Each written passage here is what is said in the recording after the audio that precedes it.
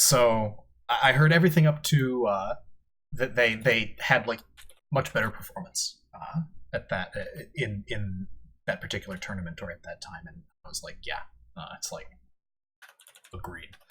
It's good. And shit. It's like, and the reason why I said that was because the NA team said that they aimed to win the scrim, so they won a lot of the scrims. Yes. And they went into Worlds feeling really good about themselves. They're like, man, we fucking rocked those Korean teams. But it turned out those Korean teams are, purposely practicing specific things. So even though they threw the whole scrim set, they had got more practice on the specific things they were looking for. Even if it was like, whatever. So like they ended up having those fundamentals there better. And then to point at what Diogo was talking about earlier, I talked about, how much do we be afraid that we're messing the other team's practice up? Like, if it's our academy team, we obviously need to give them as much good practice as possible. But if we're scrimming another pro team, how concerned are we that we're not giving them the amount of practice that they need, right? Because it's like, ultimately, maybe it's an asshole thing to not care about how their practice is going. Yeah, but if it causes you to no longer get scrim requests from that team, then that's definitely an issue, right? Because you might find yourself in a position where nobody wants to scrim you, and then you're kind of fucked. Yeah, you don't have a B team. But anything less than that is pretty much fine, right? If we're talking strictly competitive advantage. There's the second argument there is that it worked really well for Koreans because they were able to purposefully practice what they wanted to do in these scrims because the NA teams were trying to win, so they were doing everything like they would do in a regular performance game, right? And so the Koreans got the actual as close to real practice and resistance that they would.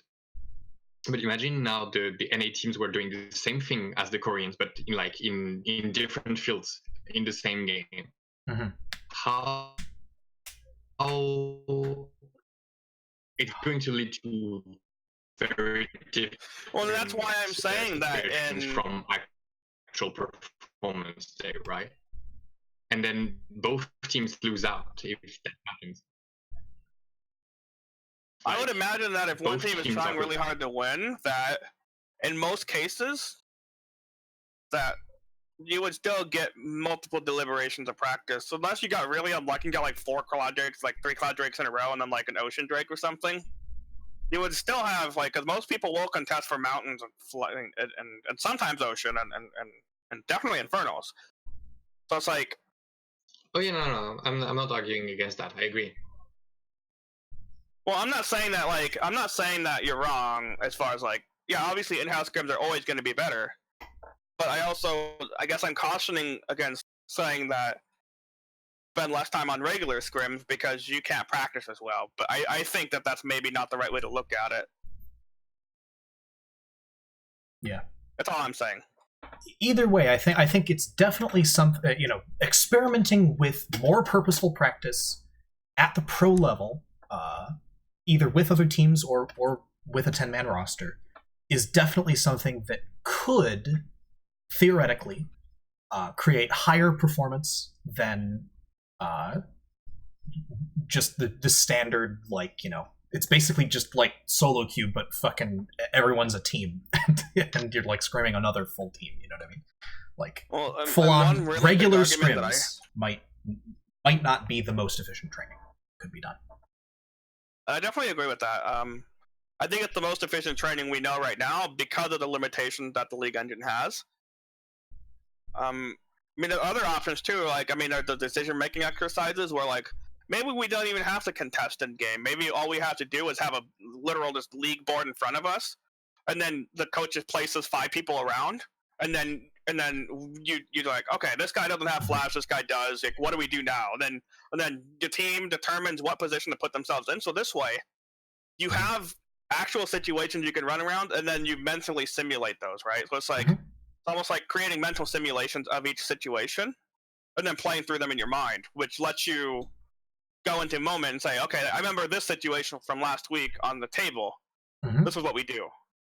And so maybe that's even a better way to do it. Maybe we don't even have to play scrims at all. If the idea is building mental models around what to do and going from conscious incompetence to conscious competence, then I think those sorts of decision-making exercises can have a lot of value.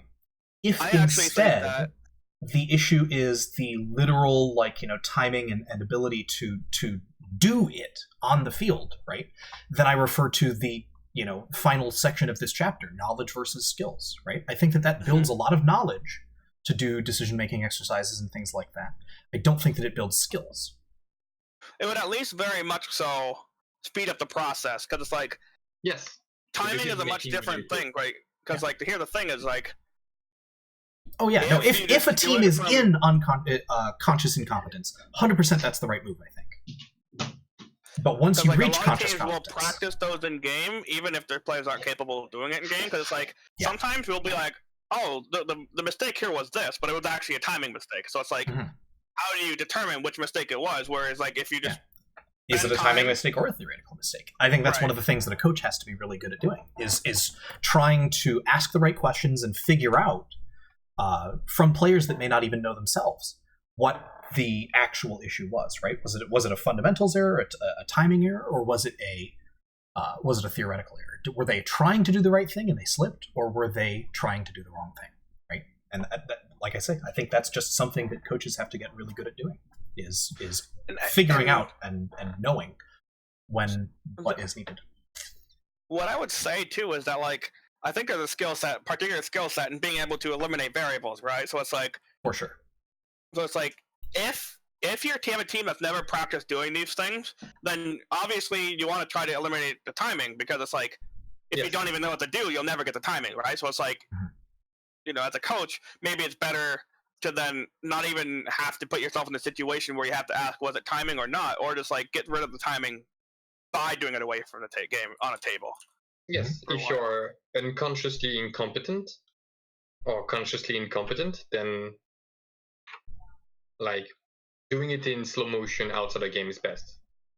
I would imagine that it's probably even okay enough if you're even in conscious competence or pretty high up there, because when you know what to do and have the general idea for your timing, you can often mentally simulate the timings and be like, okay, maybe this timing will work. You'll never be absolutely certain, and I'm not saying you will be, but you could. It's better than nothing. Almost sure. certainly, you can almost certainly still do things away from the table, as that's still more valuable probably. Yeah. Than than doing full it 20 on minutes, waiting 20 minutes to do it in game or whatever, right? Sure. Like you don't have to wait 20 minutes, you wait 5, but like you whatever, right? It's still closer to deliberate practice than just either random solo queue playing or just full on I'm gonna win this game scrims. It's still gonna be better than either of those. But whether it's better than actually trying to do it in game, I would say probably getting experience doing it is still going to be. I would say that I would do both. If I were a coach of a team like that, I would do both. Sure, and I think there's a lot I feel like they've mastered it. Yeah, I think there's a lot to be said for all of it, honestly. Because the thing about the adult brain, like I was telling Atherton, is that we don't learn the way children do. Children can just make connections in their brain, but like with adults, it's not. We can't just make new connections. We have to connect to old stuff. Mm-hmm. I'm not gonna say we can't, but it's much harder for us to make new connections than it is for children. And so, like, the way adults learn is much different. We have to say, "Oh, this was like that one time at band camp or something," and then it's like now, then it like blows up in your brain, and you're like, I'm not sure that's exactly how it works. It's just when you're a child, you don't have like your brain isn't fully formed. You don't have all the neurons that are in place, and when you're an adult, that's the case. So that's what I'm saying. That's what I'm saying is that as an adult, we can't just pick something up. It's not actually like fundamentally different. The children and the adults still have to make new connections. The children just do it from new neurons that don't have connections, and the adults just do it right. And that's what makes the difference, is that because we don't have the brain space for that, we actually have to anchor it to something we already know through some sort of association. That's why like learning a language is so much easier if you make a mental picture of like an apple in English and then like make a connection from an apple in French or something. Mm-hmm. I don't think that's how. Oh, as far as I know, that's like you don't like literally anchor new stuff to old stuff to learn when you're an adult.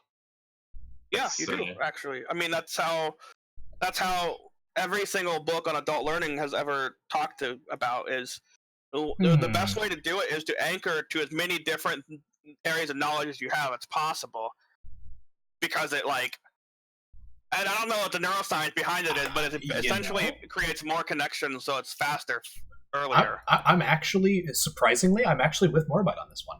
I actually think that the more you anchor something to something that's already existing, like the more connections you make, yes, it makes it's like it becomes more about transfer learning and less about new learning, right? And it's like it's easier to do new learning as a kid than it is to and as you get older and older, it's more and more likely that you'll see success doing intentional transfer learning, trying to make connections to things that you already know and kind of reusing mental models you've already built, as opposed to trying to build entirely new mental models. It is still possible to do entirely new mental models as an adult, I think. It's just... I mean, I've shown that it is, for sure. You're just going to give something up for it, basically. You know what I mean? But the thing was that, my new mental models, I never felt like I could actually really apply them until I learned chess and applied them to chess and learned them in, whatever, 3 different areas, right? And then it finally clicked, and when it did,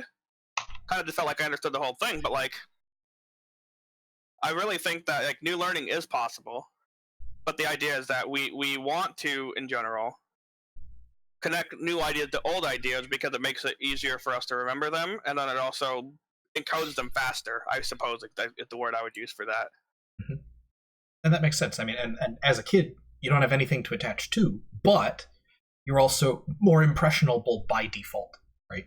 And so you're in kind of this state where it's easier to just totally pick up completely new concepts because you're doing that all the time, and because the neurology is right, because you don't have anything there to change onto or latch onto, whereas an adult, you don't have as many new neurons, so it's less about making new stuff, but rather improving the highways, I guess. Mm-hmm. Yeah.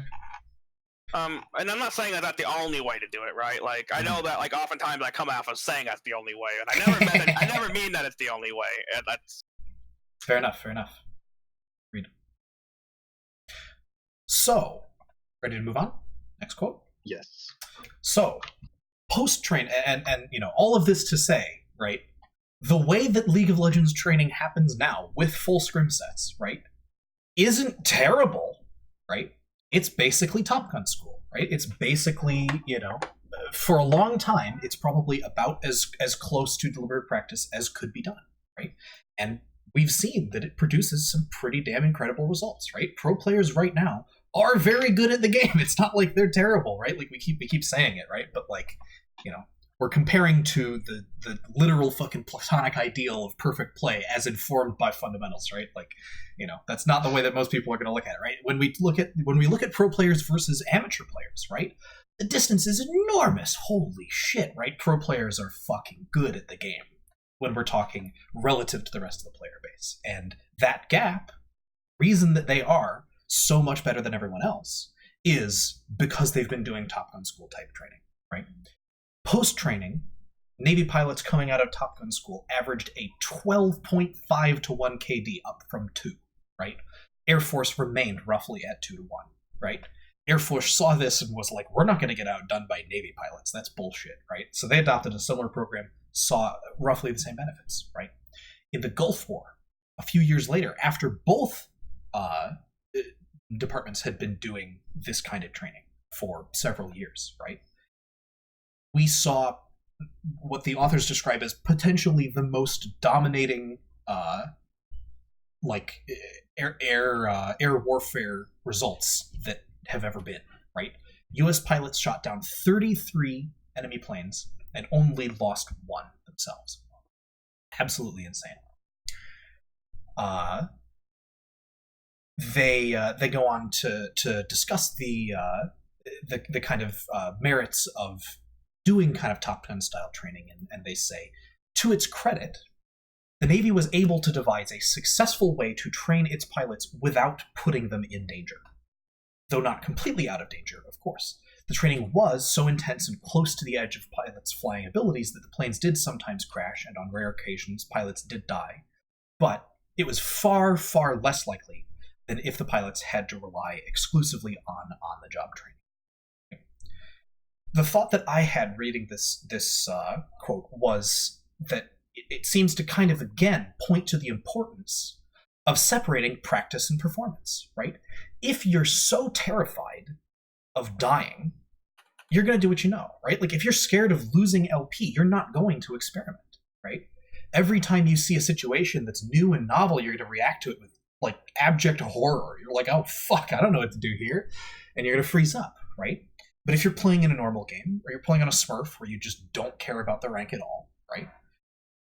You're going to go into that excited to explore something new and find something interesting that you haven't seen before, right? It becomes a pleasurable experience as opposed to a terrifying one, right? And I think this is part of I genuinely am like, for the first time in years, you know, I'm out of practice at this point, right? It's been almost a month now that I've been focusing more on TFT than on League in terms of my actual playtime, right? But I'm starting to lose interest. Let's be real here, right? Like, you know, climbing in D4 TFT is actually like, you know, it's some effort now. So I'm starting to get a little bit more back into playing regular League more often. And I think that I am going to be playing draft normals pretty much until I feel in shape again. And I have no shame about that. I think that it's actually like way better. And I agree. I think that people place no importance on normal because they're like, people don't try as hard, so you don't get a good bracket. But I heavily disagree with that. Yeah, I think if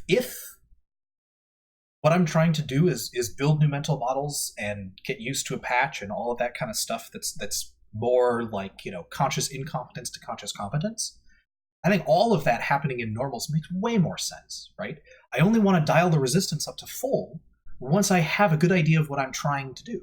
And once I do have a good idea of what I'm trying to do, of course I'm going to be jumping back into ranked and giving myself, you know, the full pressure of that kind of a situation.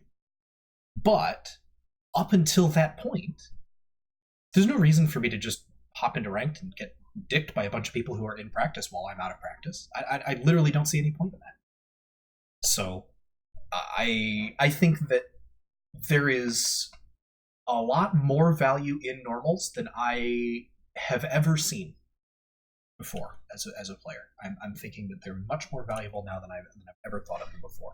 And I'll cite, too, that often quoted thing that Faker said in an interview, right? Where he was like, yeah, you know, when I was learning the game, I literally played normals up until the point where I could not play normals because the queue times were so long. And then I started playing ranked, right?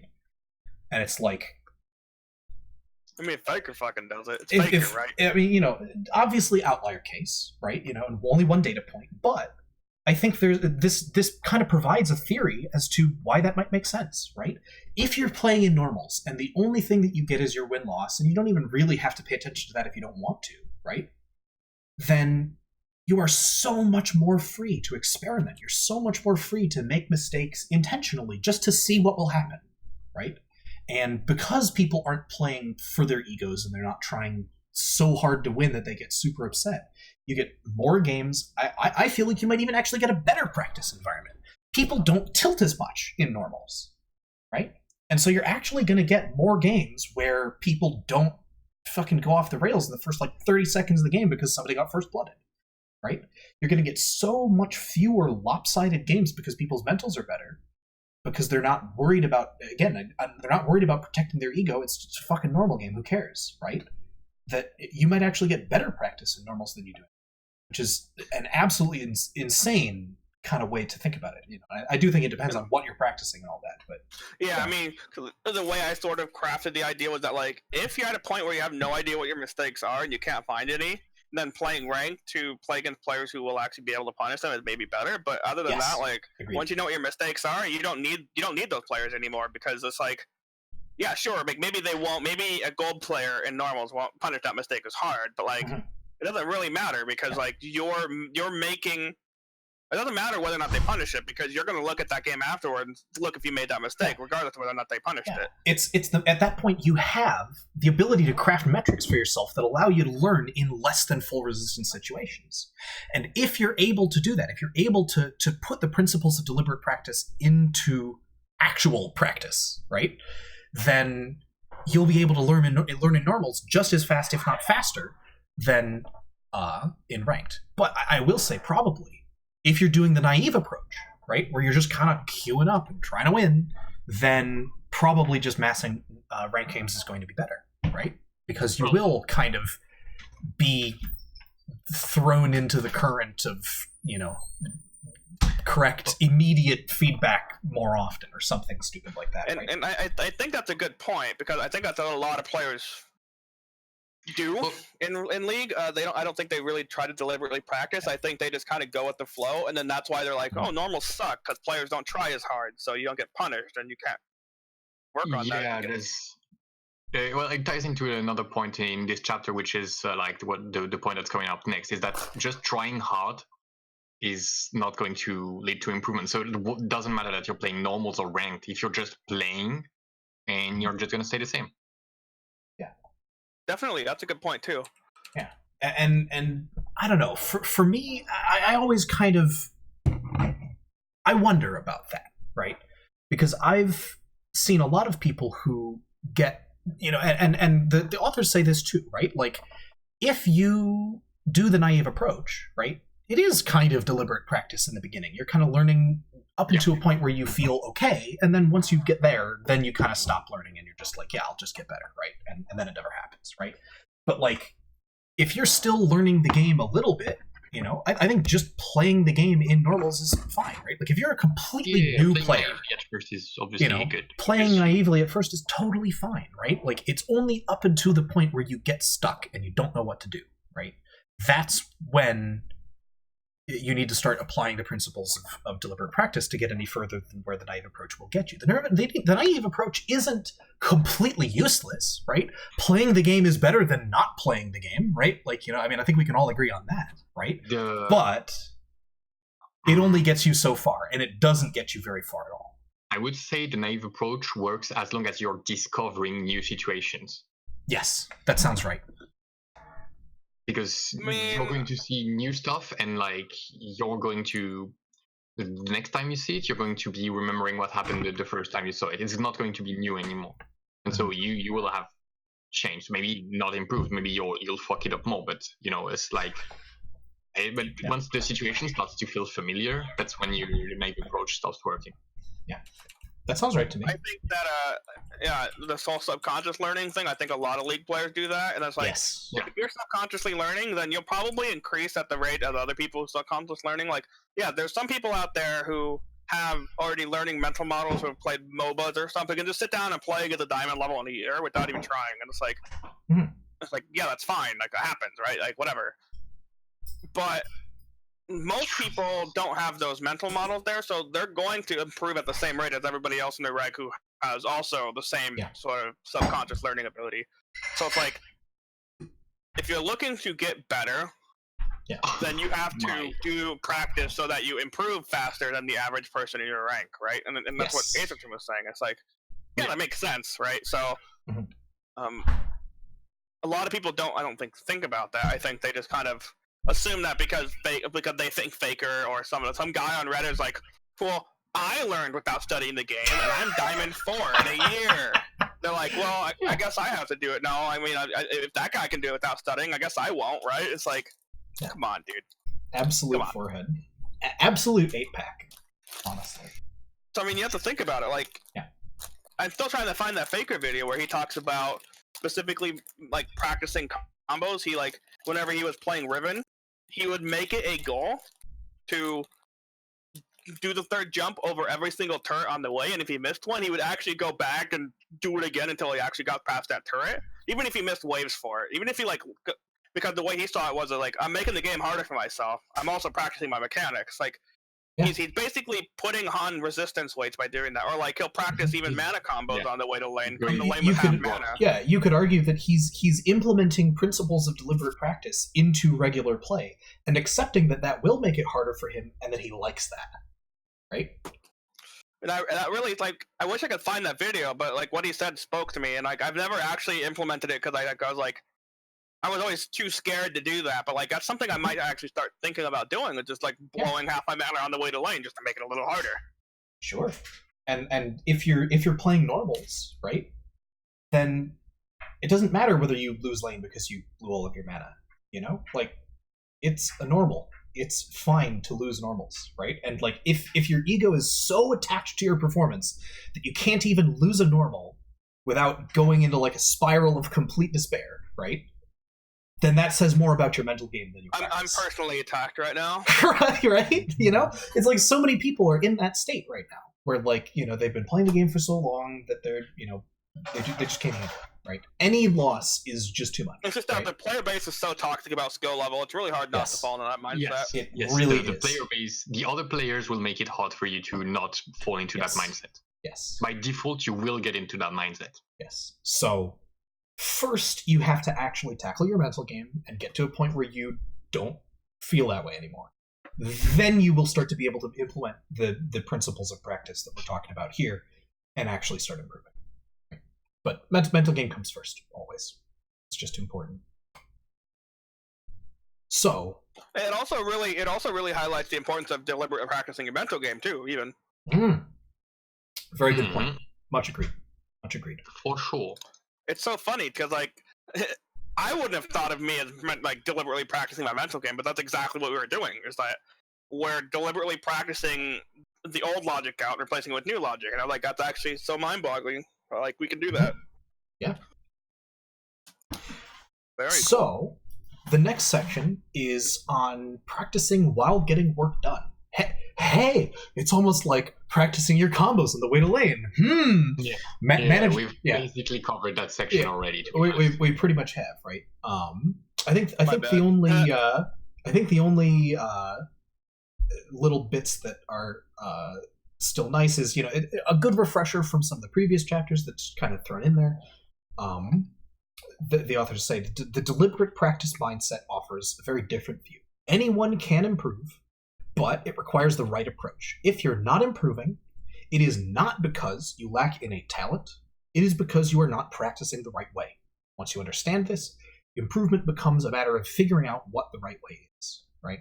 You know, it kind of, you know, just a review from previous chapters, but I felt like it summed it up really nice, right? And, you know, it's worth repeating, right? You know, if somebody happens to be watching now who's, you know, not watched any of the previous ones, you know, this is like a really, really important point from the entire book, right? So, yeah. The next thing that he kind of talked about is, you know, there was this he worked with like a management trainer guy, right? And one of the things that that management trainer has to deal with is the fact that he's working with business people, and business people are really uncomfortable with taking okay, sure, honestly agreed. Business people are uncomfortable, period. They're especially uncomfortable when they are asked to take time out of performance to practice, right? And so, because there isn't very much time to practice while you're on the job, you have to make normal performance activities into opportunities for practice, right? And they talk about, you know, presenters doing a presentation, have them focus on a presentation skill, and everyone receiving the presentation takes notes on how they think they do, right? You can't necessarily get the feedback on it, but, you know, again, when you look at sort of like a Top Gun approach to improvement in League of Legends from a solo queue perspective, right? It's basically just go into your solo queue game, try to win it, but while you're trying to win it, think about something. Think about a specific skill, and think about, like, you know, what you're doing, right? But, you know, I think I'd like to point out emphatically that, you know, it seems a lot like learning while you're playing ranked, but there is no reason for us as League of Legends players to do that. We don't have to play X amount of ranked games per day to make a living. 99% of the player base is not, you know, doing that, right?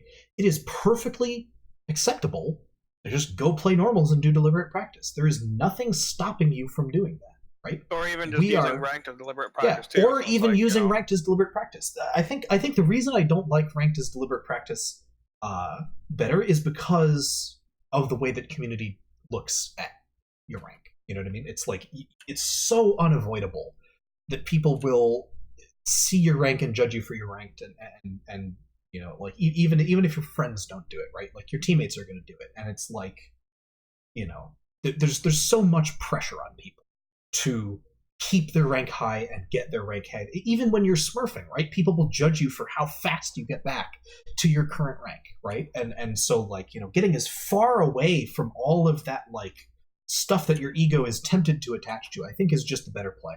You know what I mean? Like, just do normals. Nobody cares, and that's a good thing, right? Like, we are closer to music students than we are to top runners, right?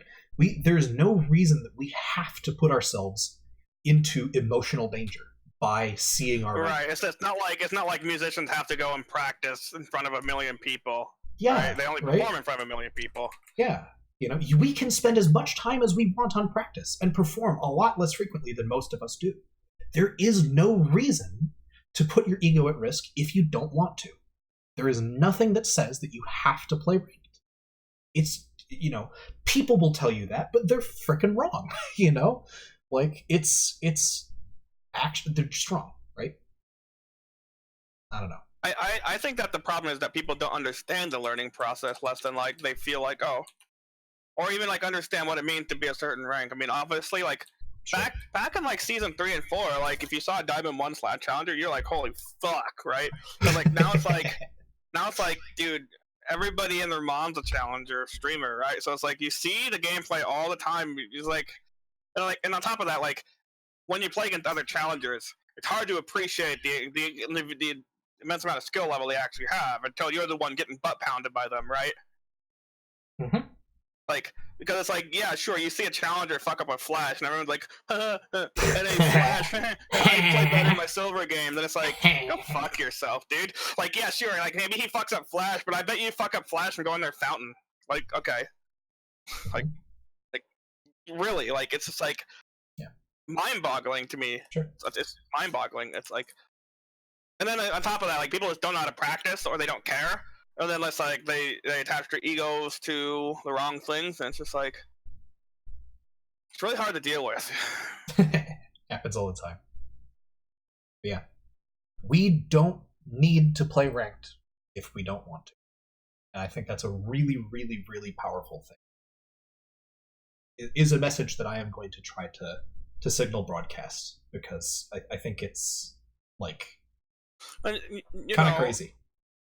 You've seen me. I mean, I play normals way more than ranked, and I'm still, you know, hard climbing, right? So it's like, yeah, mm-hmm. Like I spent, you know, a month and a half not playing ranked, and I still got way better. It's like, yeah, learning more by playing normals, and then having a smaller portion of time where you play ranked, but you always are improving and getting better, will increase your rank faster than just massing ranked games, right? The problem with, you know, the reason that you're climbing is not that you have low volume. If you have, like, you know, 200 games this season, right?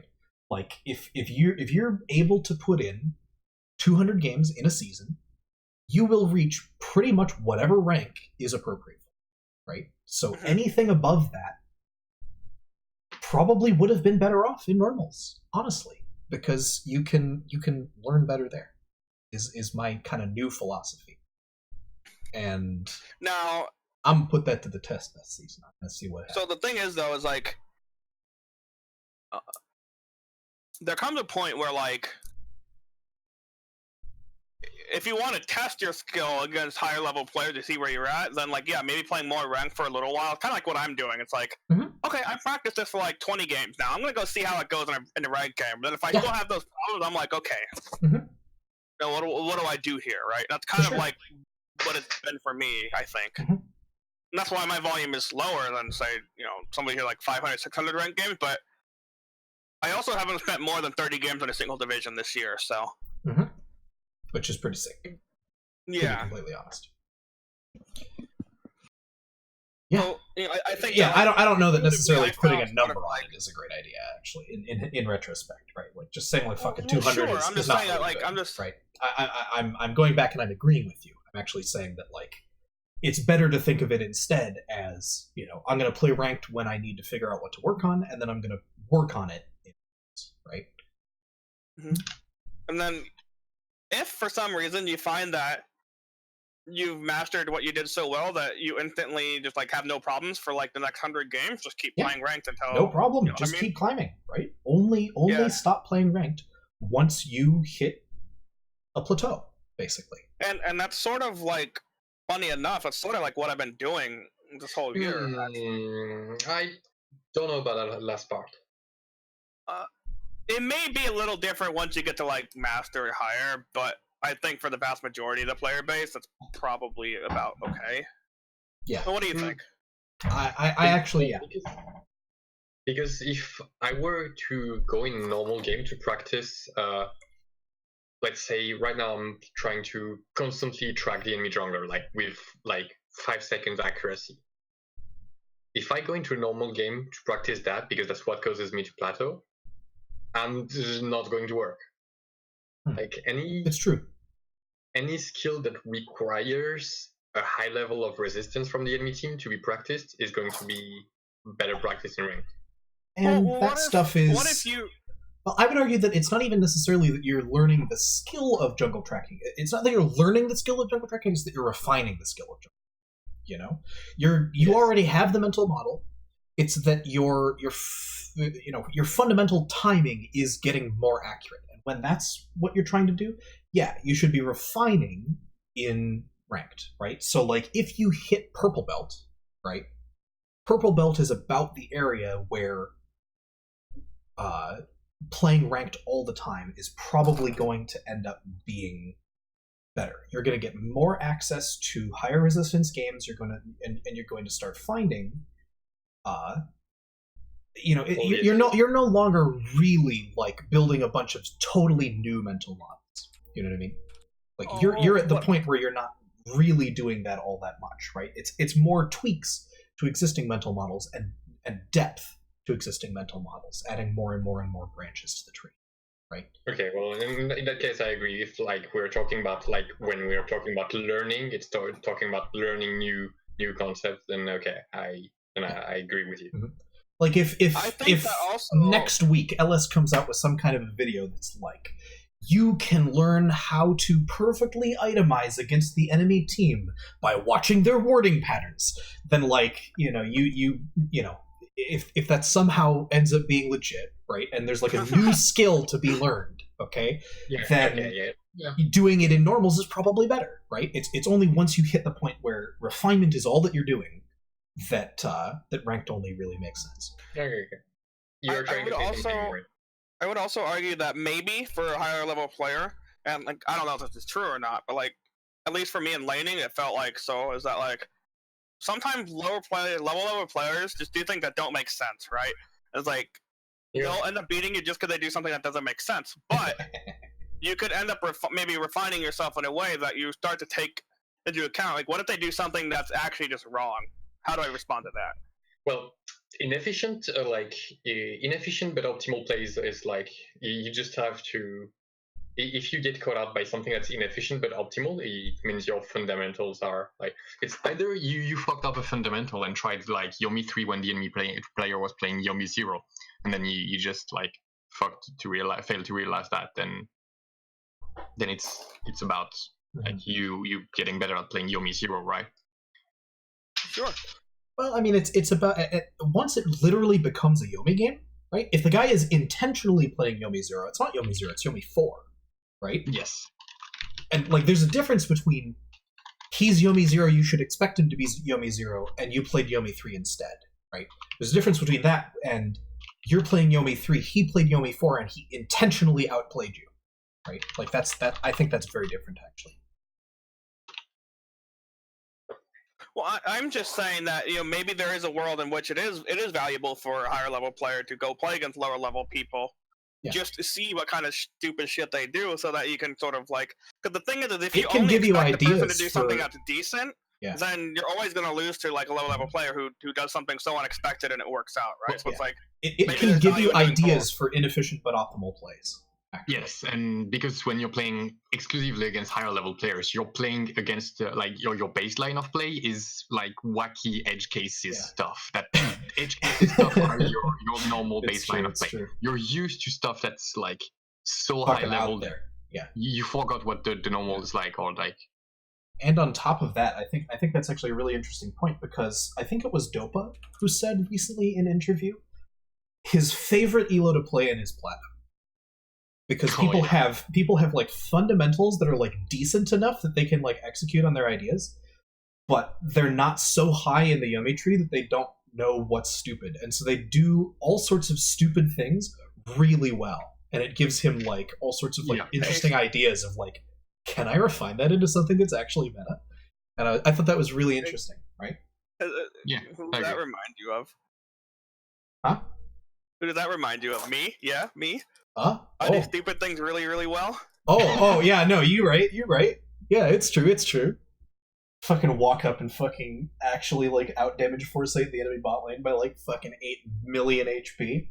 And it's like totally a fucking, just, like, out microing them, and I'm just like, absolutely insane trade timing. It fucking works, and I'm sitting here like, how did you do this? It's impossible. You're just like, I just have to win. And I'm like, oh. And I was like, I knew that it would work out because of this, and it's like, well, yeah, but if they played out literally any differently, you'd have gotten crapped on. Yeah, very interesting. Okay. Very interesting experience. So funny.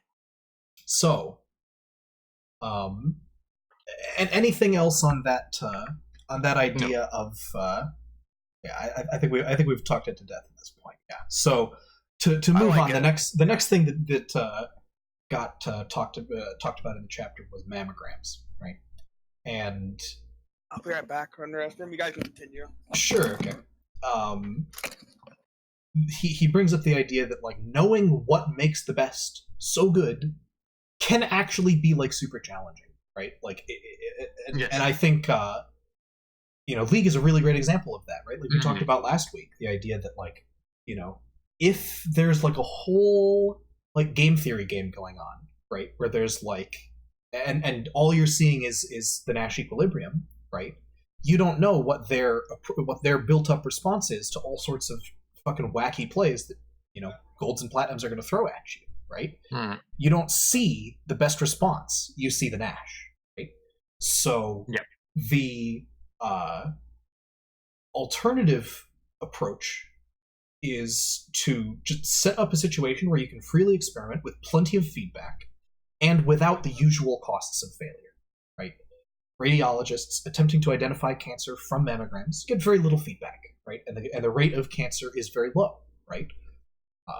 In the line of actual work, right? Which leads to almost no increase in performance with more experience as a radiologist, right? There was a 2004 study with 500,000 mammograms, 124 radiologists, and the result was there is no background-related way to predict the accuracy of radiologists, right? Like more experience, better training, just literally made no difference at all, right?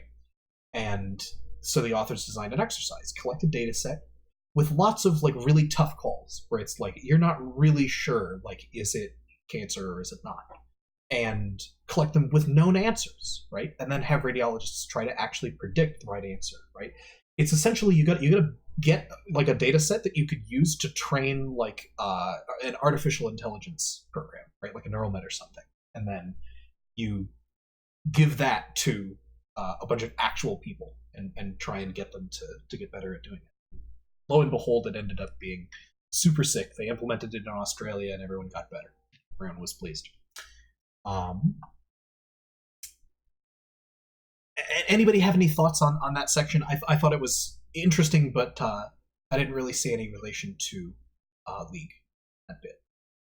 Well, I'd imagine that like if you kind of like chess puzzles where you give somebody a picture, right? Yeah, this is from a pro play something game, similar, but yeah, like let's say you take a picture of like from a pro game or something, and then they give you a list of like the information that pro player currently knew, and then you sit there and you think, okay, what are the things he would do? Like, what are the things I would do? What are the things that he would do? And then you compare and contrast that.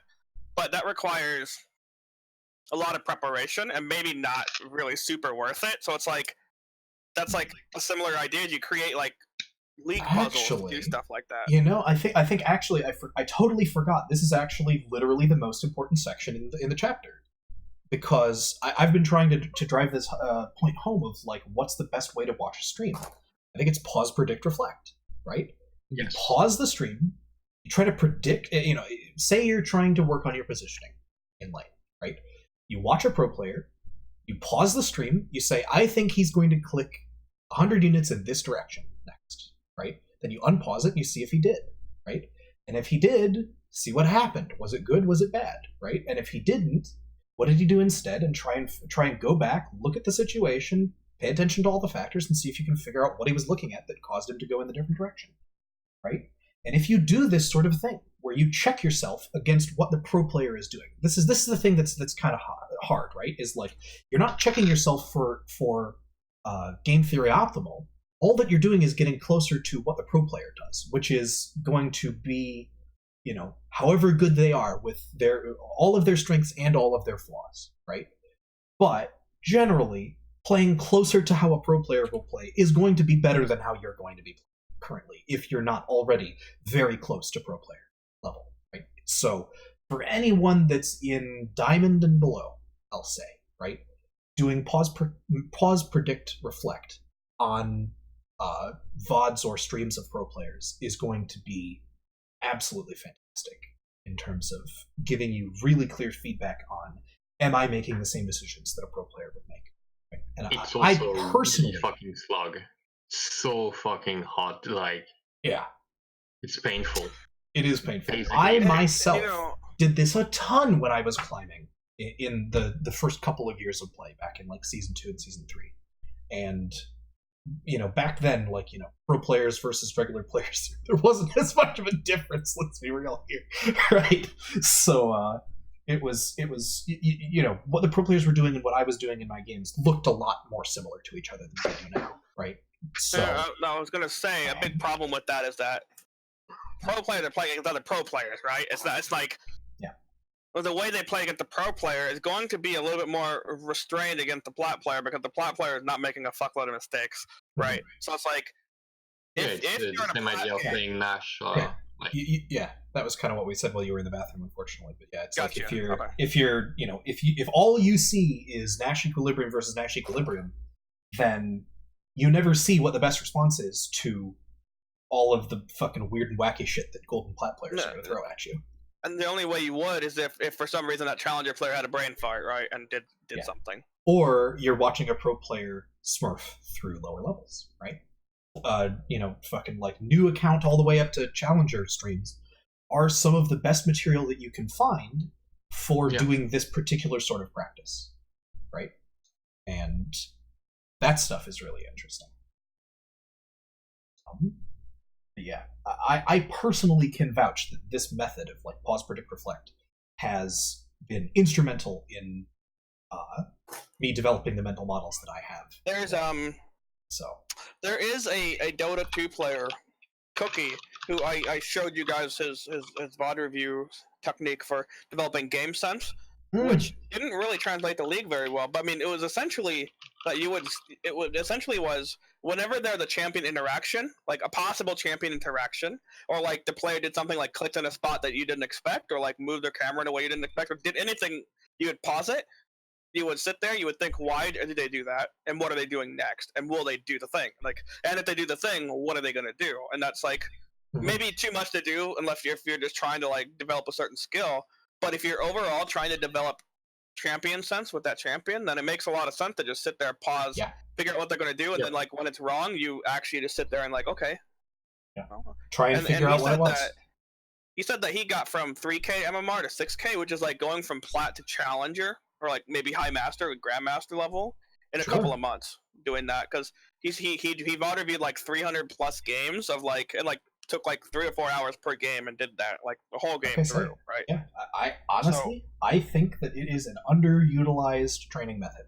I have seen personally fantastic success with it, and if I was more motivated to improve my performance, I would probably go back and do that immediately. That would be the thing I would start. The reason I haven't done it that way is because different AD carries. There's not usually 300 VODs of wins and losses for each player out there. Yeah. Because he recommended sticking with the same player, because each player has different game senses. So it's like if you have like 2 different players, then you get conflicting things, right? So that's why he recommended one player. I'm not sure if that's a good idea or not, but and then it's like the videos that you find on YouTube are basically all stomps. Yeah.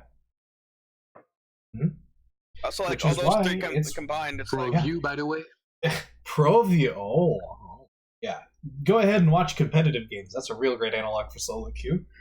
Fucking /S. XD. yeah, and then you go into solo queue and you're like, dude, I rotated top, and you're supposed to lane behind the bot lane. You're supposed to go bottom, and he's like fucking like spamming. Like, no, dude, top's my lane, you fucking asshole. Spamming Skrillex characters at you, and you're just like, okay, I guess US. Like, dude, why are you bot lane when Baron's up? Yeah, you yeah, have yeah, to yeah. TP. Yeah. So, anyway, I think it's cool. I think it's a cool way to practice. Everyone should try it out.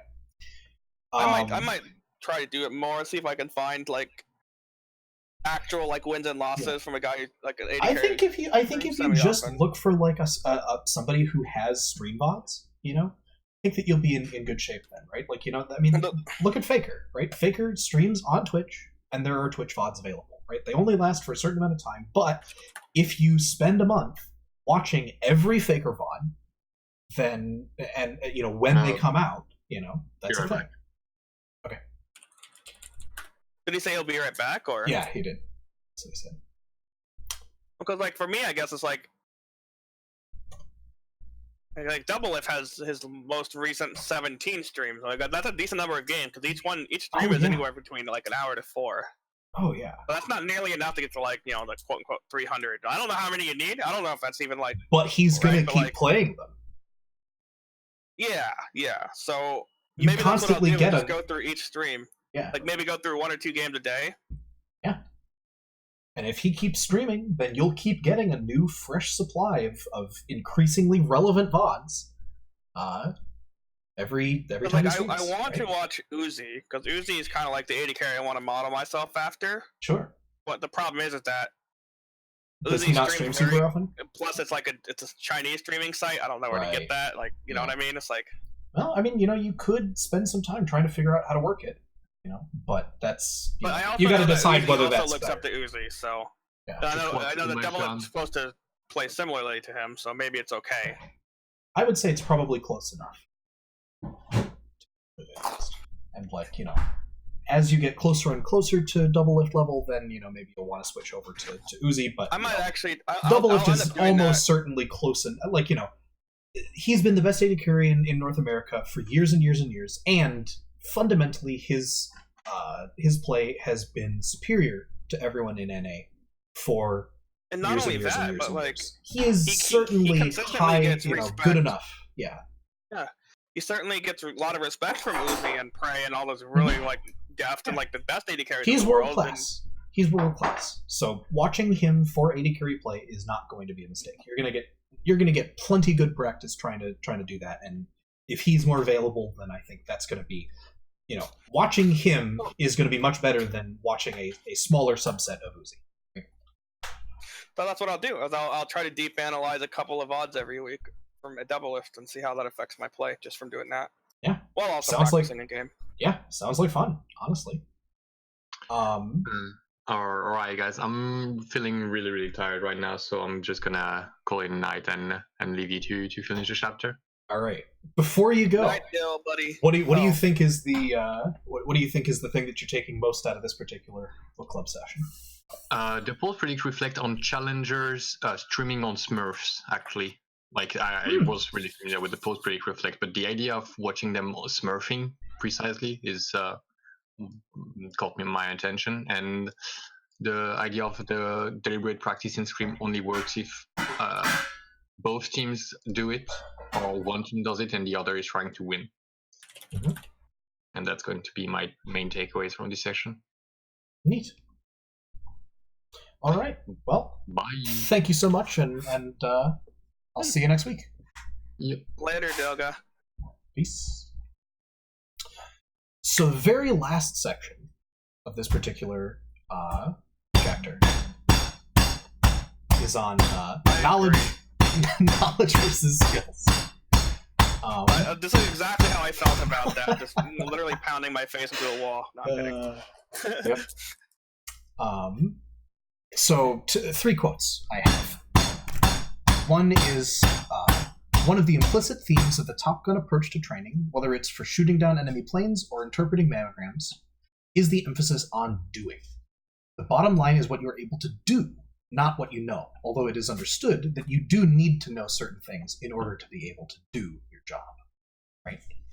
And, I mean, like, look at what we started talking about, just like in the very first couple of weeks that you and I started working together, right? You knew so much, but you could do so little, right? And more studying and more learning new concepts just wasn't helping you at that, right? And it was only until you started actually doing in-game work, trying to work on stuff, that you were actually able to start seeing change in your ability to do, right? Right. So, I can't even really point to the situation where it actually started working, because it felt like there was a lot of different factors at play, but it really was because it was mental blocks, and it was also I had to change my habits, right? I had to change my base impulsive habits. I had to,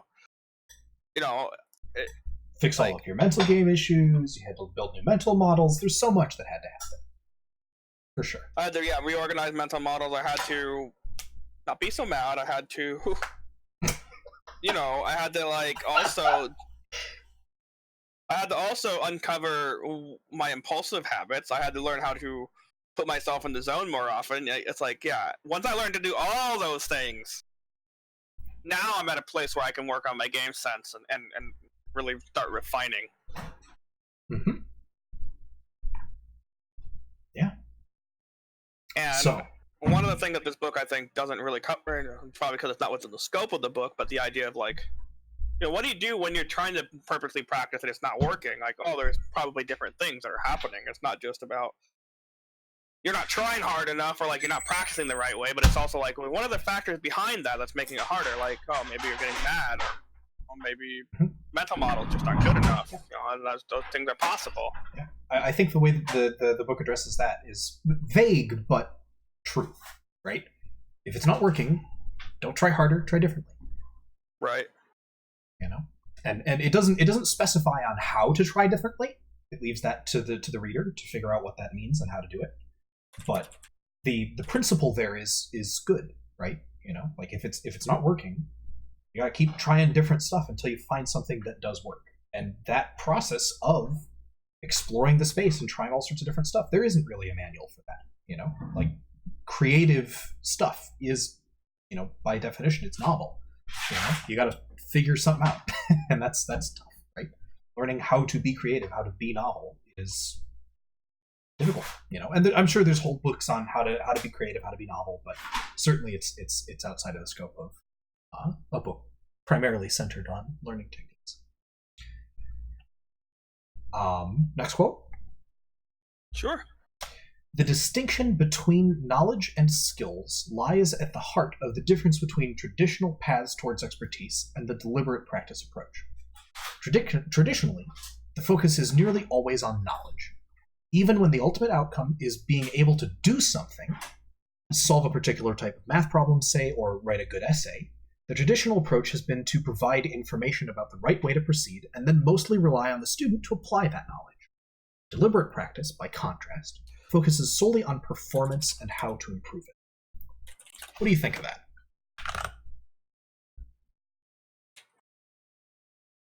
Can you repeat that? The question? Deliberate practice, by contrast, focuses solely on performance and how to improve it, as opposed to the traditional approach, which is to provide information about the right way to proceed and mostly rely on the student to apply that knowledge. What do you think about that? Does that seem to kind of ring true for you in terms of your experiences in school and yeah, of course. I mean, stuff? The problem is that especially in today's tax school system, and certainly even in 1v1 coaching, you get an hour a week with the coach. You can't really expect them to help you deliberately practice. I mean, you can kind of help them tell you maybe what are the things I can do to deliberately practice, but in general, it's not the job of the coach to help you perform better. I mean, it's to help them teach you how to perform better. But in general, the onus is on you to get there, right? Because if you have only a single hour or 2 hours with the coach every week, that's very little time out of the scope of 24 times 7 hours that they actually spend with you, right? There's very little feedback that you get from your coach, except for in that 1 or 2 hours. Now, if you have a coach who's like, maybe you pay them an exorbitant amount of money and they actually just spend 8 hours a day with you, then yeah, sure, they can help you deliberately practice. But like outside of that, it's really not feasible, I think, to expect a teacher to help you deliberately practice outside of telling you how to do it. Yeah, and that's the thing, right? Is like, how well you yourself learn how to practice and how much you discipline yourself to actually do it ends up being what's going to in the end really determine where your results are, more than having a good teacher or having a good coach will, right? But that's not to say that having a good teacher or having a good coach doesn't matter, because they can help you figure out how to do it, and they'll help in many other ways as well, right? So both important, but learning how to deliberately practice and then doing deliberate practice more important than any kind of a good coach would be. If you don't practice, a good coach can't help you. That's, I think, the real takeaway, right? Yeah, 100%. 100p, bud. If you only have 3 hours a week to play League, right, then don't spend $100 asking LS to teach you how to CS. You just need to do more. You just need to practice. There might be worth it if you spend 3 hours a week and you're at a point where you have no idea. There's a couple people in mid-diamond who are just like, I don't know what my mistakes are, dude. Like, what do? I can't spot my mistakes. And LS goes through a game and tells them all their mistakes. He doesn't tell them how to practice each one, right? Because that's not his job. His job, at that case, is to be like, here's your mistakes. Yeah, you figure out what to do with them. Right. He's just like, he's walking in the orchard of your play, picking the apples of your mistakes off of each tree and handing them to you. And, last week I would have been like, no, that's terrible. Like, LS needs to be telling his students how to practice or else they never will. And it's like, at this point, I'm like, he gets 45 minutes to an hour with every student, right? And a lot of students who don't even ever know him, only because of his reputation, go to him, right? And most of these students really aren't that serious about getting better to the point where they're like sitting down deliberately practicing. Most of them kind of just want to be told that they're not doing anything wrong, right? Yeah. So it's like, I don't blame him for actually just sitting through a 45-minute VOD, getting really frustrated, and then being like, all right, just go, right? Yeah. Because it's like, there's so many people out there who do just that. You know what I mean? It's like, yes. They just they're seeking emotional validation more than they're actually seeking a way to improve. They want to be told that it's okay that they're doing what they're doing, not that they actually want to get better. Right. And sure. I mean, sure. Take the $100 and tell them what's wrong. But like, why wouldn't you? I used to think he was a dick for that, but as I learn more about learning and all that, I'm starting to realize that he's, especially when you watch that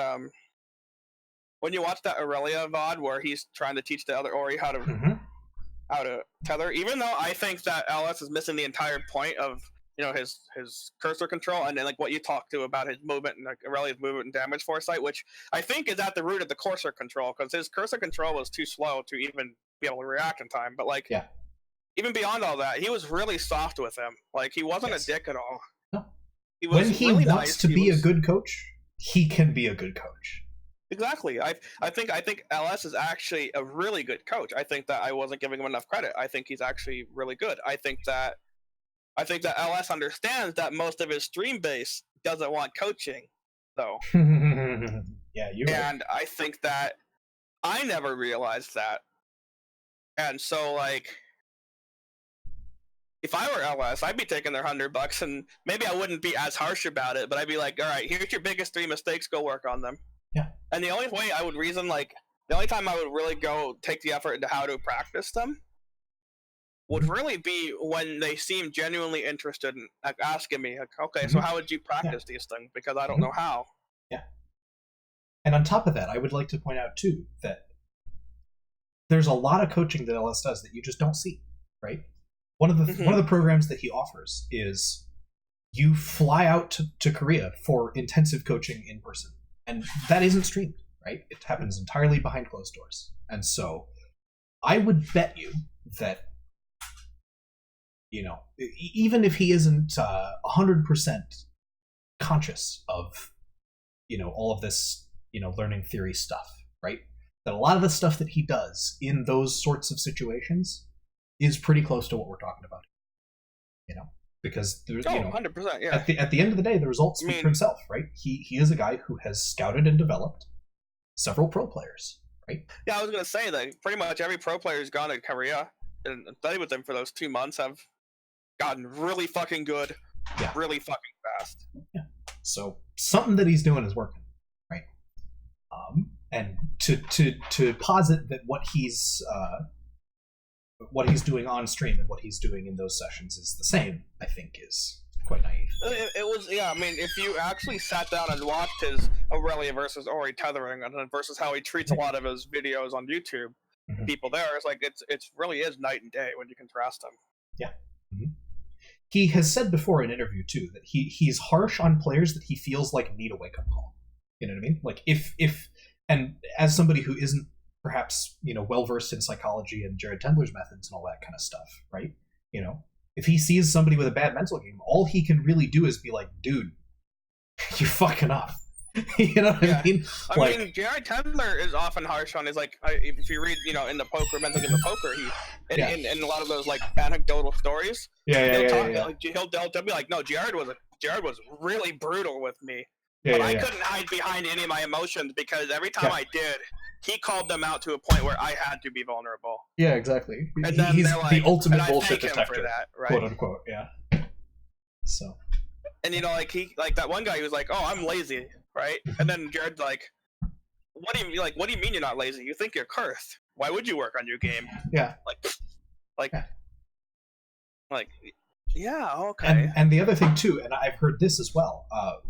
Weldon and LS are actually close, or not close, but they've talked to each other a fair bit, right?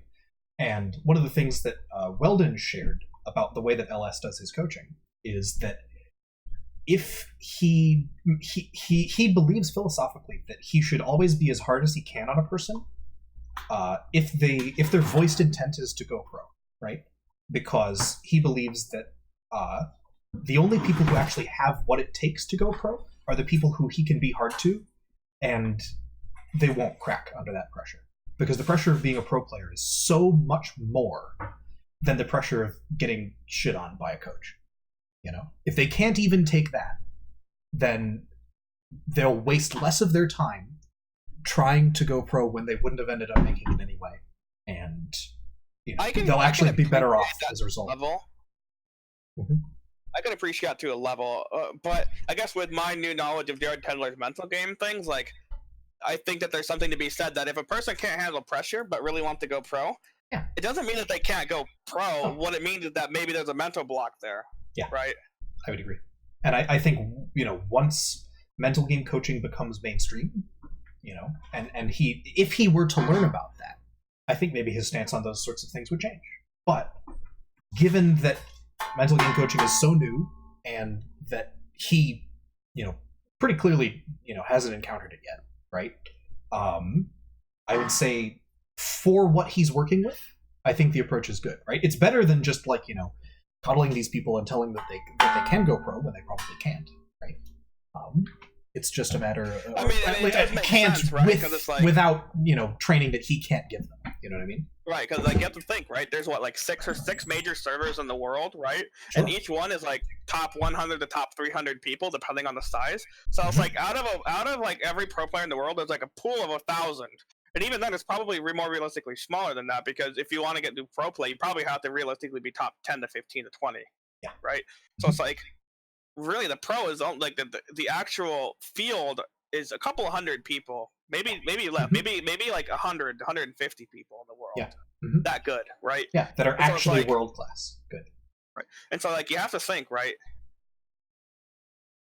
Like not even just world class. I mean, like maybe even like, well, okay, so maybe not just world class, because there's 50 players in each league at the minimum. Mm-hmm. So that's like maybe 500 people. Okay, I mean, so let's even say if you literally only take like the top league of each region, right? That's still like not any players. That's such a small percentage. You know what I mean? Right. I mean, like, because the thing is, like, it makes sense because, like, LS on the one hand needs to know that they are so committed that LS can be very brutal with them and they'll still work, right? Mhm. Or else his time is completely wasted. Well, maybe not completely wasted, but it's wasted to the point where, like, LS's goal is to basically be a feeder into pro play, right? Yeah. Where it's like He wants to develop pro players. if he's taking people who won't feed into pro play, then what's the point, right?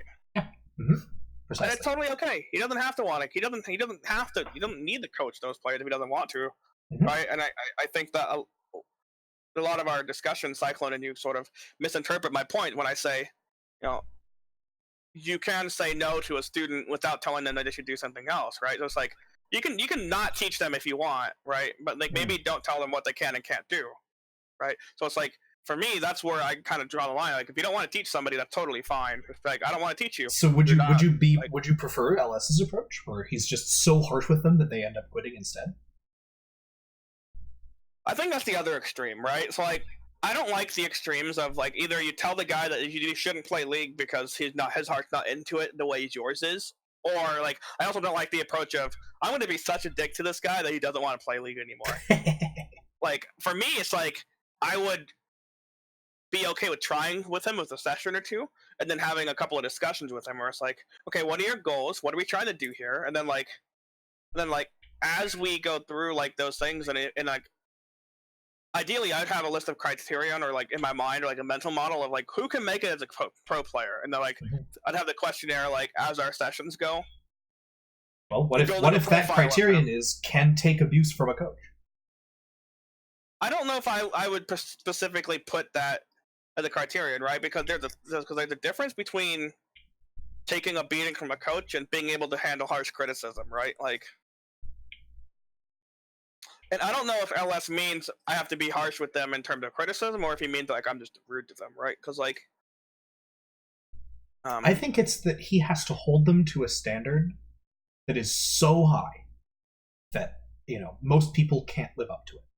You know what I mean? And that's what it is to be a pro player. You know what I mean? It's like I'm gonna drill you for every single mistake that you make, and I'm gonna make you aware that like if you want to be a pro player, that's not acceptable. You're not allowed to miss CS anymore, uncontested.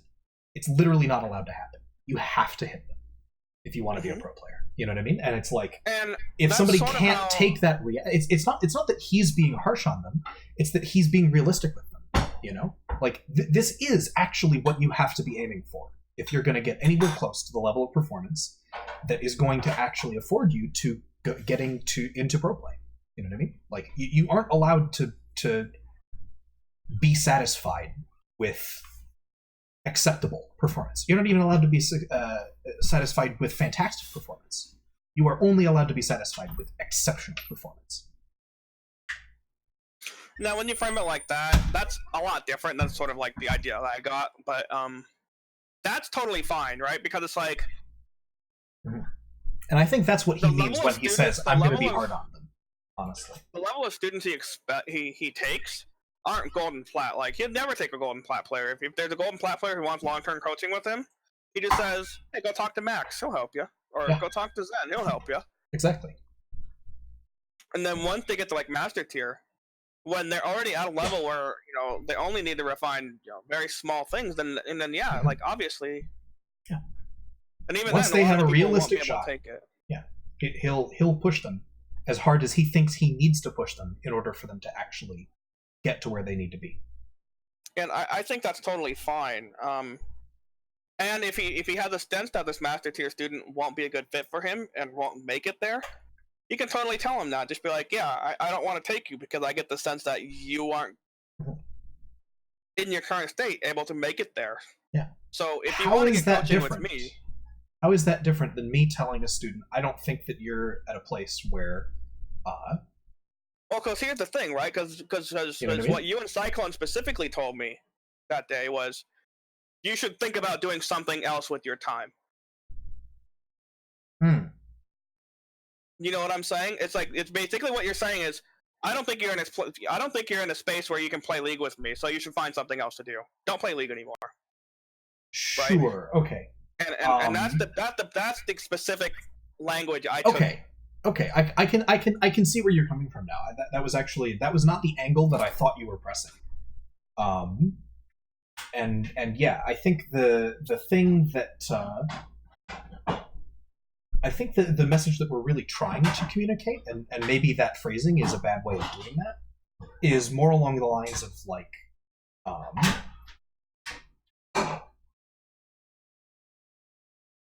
don't the way I would think you're a good fit for for my program or something like that. You know what I mean? Yeah. So for me, it would be like at your place currently, based on these factors, I don't think you're a current fit. But these are the things that I would work on, and if you can come back to me and show that you have made significant progress on these things, I will give you a chance. Mm-hmm. And that's pretty much what I actually, in practice, do right now. Is I'll tell somebody something pretty much identical to that. And I will say that it was mostly Cyclone that I took issue with, not much as you, because he apparently at least had said that, no, I just tell students if I don't think that can work with me, I tell them to do something else with their time. And it's like, to me, that's when you say something like, you should think about doing something else with your time. I remember now. It's the idea of like, in my evaluation, you would be happier doing something else with your time. That was what it was, right? Is like, if we see that somebody is so like emotionally compromised by that their ego is so attached to their rank and that they're just like freaking out and they don't have the time to do what they need to do, and like, all sorts of other factors to just say that like, going for, being a competitive player is something that's going to bring you more despair than hope in our evaluation, right? Mm-hmm. How does one communicate that to a student? So, honestly, that you would be happier. That's not how it not that you should do something else with your time, but that we think you would be happier doing something else with your time.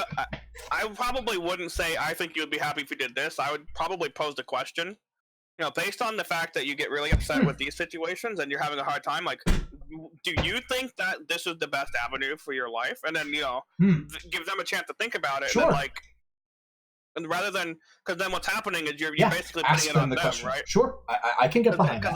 Because if you say, because for me specifically, my teacher was trying to say something to the effect of like, hey, given all these emotional problems they're having, would you be able to, think you'd be capable of reaching this level of doctorate level of music? Mm-hmm. No, she didn't say that. She just like, yeah, I don't think you'll get a doctorate unless you go to some dinky doctorate school. Yeah, that was her exact wording, right? And that's like, that's unacceptable in my opinion to tell anybody that, right? Like, because like you can think they're not capable as much as you want, but you probably shouldn't be telling them that. You should probably ask them if they think they're capable, because really, what I think doesn't matter. What she thinks doesn't matter. What only matters is what they think about themselves in the end. And if what you're doing is saying, yeah, you're not going to ever get a doctorate unless you go to some dinky doctorate school, you're basically telling them, yeah, you just suck. You're not going to be able to do it. Like, it gives the impression that it's that whole kind of like talent cap thing. You know what I mean? Like, exactly. It's basically telling someone they're not talented enough, right? And obviously that is a huge issue, right? And I'll admit that maybe I wasn't looking at you guys on the right angle, and maybe I wasn't asking you to clarify enough, but that was the sense that I got, was that like... Sure. Yeah, I can totally understand how, if that's what you thought we were saying to people, that would make you super upset. That's totally reasonable. No argument from me. But now that I know it's a question of like, are you happy playing League? Then like, yeah, if I have a student who's really struggling with being happy playing League, I would definitely sit them down and be like, hey, like, what are we? Because like, I try to do this with Vercon sometimes. Last night, I was like, hey, like, what are you playing League for? If me telling you that you're in the top 1% and you're definitely not bad upsets you, and if you have to feel like you're putting other people's words into my mouth just to make yourself feel bad, or like whatever, because that's exactly what happened. It was like, sure. I said, like, aren't you top 1%? You are pretty good. And he's like, well, I hate it when people say that because they basically are telling me that I should be happy that I'm top 1%. And I was like, that's not what I'm saying at all, right? I'm not saying you have to be happy with it. I'm saying you don't have to be a dick to yourself about it, right? There's like two different things. And the fact that he was doing that, and like, I felt really concerned, that Sure. Maybe at that point,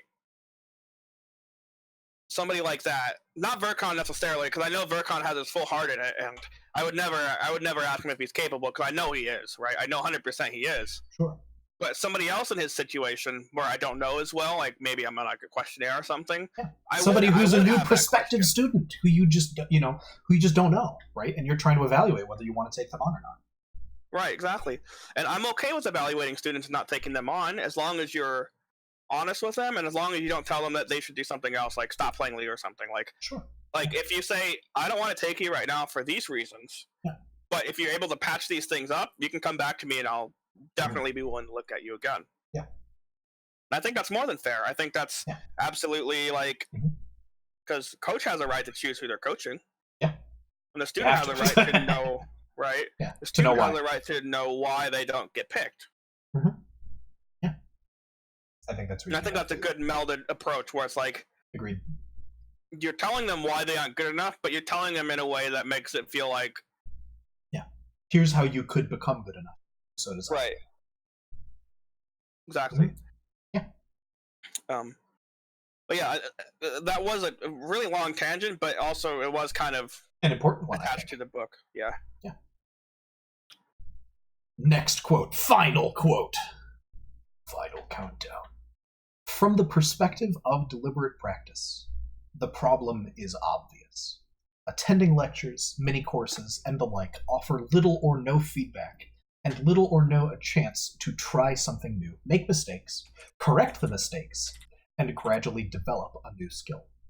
It's as if amateur tennis players tried to improve by reading articles in tennis magazines and watching the occasional YouTube video. They may believe they're learning something, but it's not going to help their tennis game much. My only note on this is big oof. You know like watching random videos to like learn. Yeah, right. And then not going on and applying them. You know what I mean? Like if you watch a video on tethering and then you're like, wow, that's so cool, and then you just go play it. You know what I mean? And you don't even try to like get better at it or like implement it at all. Is, like I kind of related to this in a way, right? Because it's like I've had that problem, but it wasn't that I wasn't trying, right? It'd be that like. Yeah. It would be that like I was so far removed from being able to apply them that there was no hope, right? Like I go into a game and immediately go onto, subconscious autopilot. There's no hope for you already, right? It's not that reading articles and watching YouTube videos can't be a part of the process that you do to improve something, but similar to what they were saying in the first quote, right? Like the bottom line is what you're able to do, not what you know. Right? Watching YouTube videos and reading articles can help you learn new things in terms of help you know new things, but they don't help you do new things. Only practicing helps you. You know that do Navy SEAL? It reminds me of that Navy SEAL motto where it's like, you don't rise up to your. What was it like? It was something to the effect of like, you don't rise up to your expectations, you fall to your training. Yeah. That sounds exactly right. Where it's like it's not what you know; it's what Navy you SEALs, know. They put with Navy SEALs, they put them through such intense training that their training is basically super high level performance, right? So it's like if you were to take a bronze player and then force him to spend 8 hours a day practicing against challengers and having him play lane against challengers for 8 hours a day deliberately practicing. That guy's going to become a challenger laner probably within a month, right? Maybe longer or shorter, depending on the person. But given that sort of like you teach him in an amount of time. Player, in an amount of time, they will become a challenger. Like I'm assuming like he's spending 8 hours a day, right, playing with the challenger player. No one has ever done this before, so I have no idea what kind of timeline you're looking at. But I will accept that in relatively short, compared to most people's expectations, amount of time, they will reach a challenger level. Sure. Because the problem is like if you play against a challenger player in one-off game, you're not going to learn anything. But if you play with the challenger player up until he punishes you so hard that you can't lane anymore, and then you reset, over and over and over and over and over and over, eventually you get to the point where like first you learn what not to do, then you can learn what to do, right? Whereas like against the plat player, it's hard because the plat player doesn't punish you as hard because he doesn't know all the things. He doesn't play as well, so like you get way more freedom. So it's like if you're a bronze player or silver or gold or platinum, maybe honestly the best deliberate practice would be, if you can find a guy who's willing to do it, is to find like a challenger level laner and then just have him smash you over and over again while he's giving you like the corrective feedback so that you can practice, right, like against him. I think that's like I said, kind of closer to the Top Gun approach and less close to the deliberate practice approach, right? I think that somebody who's playing in their elo, getting coaching and feedback from a challenger on what they're doing, is going to improve more quickly than somebody who's getting smashed by a challenger over and over and getting feedback. You know, or maybe like a melding of the two would be a better approach. But I don't think that getting smashed over and over and over is going to help somebody improve as quickly as progressive resistance, right? I still think that the idea of progressive resistance is an important one. That you're able to, you know, like if you're getting smashed over and over again, right? Unless you have literally no ego whatsoever attached to your performance, you're going to get upset after some amount of time, and that upsetness is going to block learning until it goes away, right? Because you're shutting down higher brain function. So sure, like, maybe you need a specific kind of person. In theory, you might be able to make it happen. In practice, getting smashed over and over is such an upsetting experience that I don't think they'll learn much. Anyway, so it'd be something like I think one, you would have to know like what the particular order of skills you should train them in, and then lane only specifically to train that skill and smash them in that way. But like, I mean, if you're just straight laning with them and there's 500 skills they need to know, and you're beating them at all 500, no point, right? Yeah. So like, of course, you'd have to tailor it a bit, a lot. You would have to drill, as opposed to simply spar. But then what you could do then is like you drill for 8 hours, and then you like maybe the next day you spend time after like maybe the next week, or you spend like, okay, we spent 40 hours specifically training, harassing on minions and zoning, right? So let's practice that, and then you do normal lanes. See how that goes and the whole grand picture, and then if it's like like you do that sort of thing, I think that I mean easily if you're including periods where the challenger guy isn't going full challenger on the guy's ass, then I think it's fantastic. Well, okay, fair enough. If it's only him getting smashed into the ground because the guy's going full force the entire time, I don't think that's efficient. Well, okay, yeah, I mean, you're absolutely correct, and I didn't mean to imply that would be that. I implied I wanted to imply that they would actually have like a daily plan where they're like, okay, we spend 2 hours doing that is deliberate practice, and it's amazing. And then we do like maybe an hour review. Then you do like an hour or two of like games, and then like for the last 2 hours we do some more. Something like that, right? Like doesn't have something to be like that, same, sure. But like whatever the ratio ends up being, you just try different stuff and see what works. That's a lot like the Top Gun practice was. It is, and I think that that illustrates why Top Gun practice is pretty decent, right? As close as you can get to deliberate practice is going to be as good as you can get, right? The closer you can get to being intentionally guided towards exactly the right thing, the better off you're going to be. If the right thing is known, do deliberate practice and do it, right? If the right thing is not known, get as close as you can to doing it. And maybe that's putting yourself in the position that the pros are being put in. Maybe that's watching and learning from the pros. It's whatever you can do to get as close to deliberate practice as possible. Yeah, and definitely, I definitely agree with you there. See, the thing is, like, I'm just not sure that I'd agree that Top Gun practice isn't deliberate practice at the point that they're at then, because like they know that okay, we can't do this specific thing and this specific thing, and we get to the next thing. It's like we know that this is the fundamentally correct way to practice to get the exact response. So it's like it is deliberate practice. It's just not the same way that you would for tennis or league, right? So it's like I would hesitate to not call it deliberate practice because they know what to do to get the people up there, even if it's not the same methodology. The I thing don't that think makes the it not methodology- deliberate practice is that the instructors aren't sitting down and being like, okay, we're going to work on your tailing today. And here's what you need to know about tailing, and here's how you're going to do it, and et cetera, et cetera, et cetera, right? They're just like, you got tailed in this specific drill that we just ran, right? And the guy's like, what's tailing? And he's like, yeah, so here's a general principle, and here's how it works. And then they're like, oh, okay. And then you see what I mean? It's like the drill comes what you're first, and then saying in that- review you introduce a thing, and then the next time they get a chance to implement it. This is in contrast to, here's a thing we know you need to know. Here's a lesson on it. Now try to practice it. That's the difference. Okay. I don't know if I agree with that, because it's really fundamentally the same thing, just in a different order. Like, I don't see why we'd have to make a different term for it, but I think the order matters. I really don't, because you end up learning the same things, you end up getting better at the same pace. It's like, And maybe All even right. maybe okay. Let me change it again. Let me say, instead of saying here's a fundamental principle, they just say in this specific scenario, this is why you shouldn't do this, and they're left to figure out what the principle on their own. Right?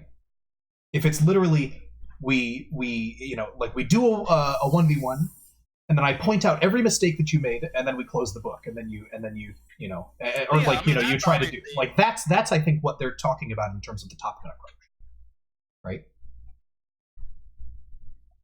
Is essentially it's like you do in essentially as close to full pressure as can be done safely. Then somebody points out all of your mistakes, and you have a short discussion, and then you just do some more.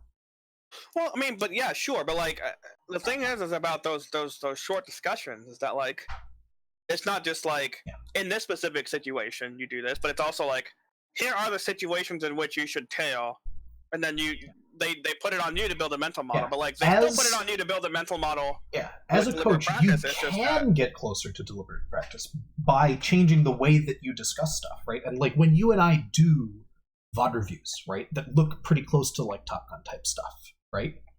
I try to make it as close to deliberate practice as I can by making sure that I'm okay, here's a scenario where something went wrong. Here's the correction to this specific scenario.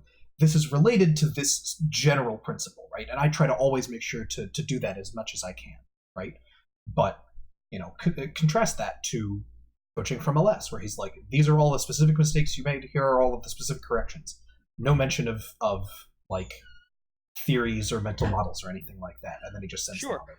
I mean, sure, yeah, that's a big difference, and I know that.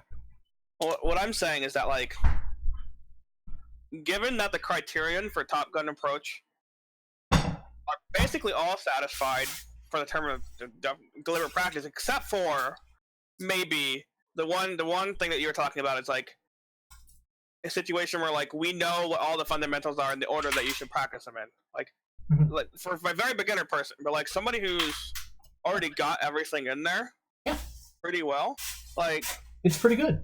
I would still consider that to be a deliberate level of practice, because it's like they already have the mental model there. You're doing what essentially is deliberate practice, It's but very because close. you already have most of the framework there, there's only going to be smaller things. But like if you have an absolute beginner, then yeah, you probably would be better off trying to find a way to lay off the fundamentals and teach them in the Yeah. right way. I think that the way that what you end up with there is that it kind of comes back to what Matt Thornton says in Exploring the Map, right? It's like he says more experienced athletes, but really I think what he's kind of getting at is like Purple Belts Plus, like Purple Belts Plus can learn from a Top Gun approach just fine, right?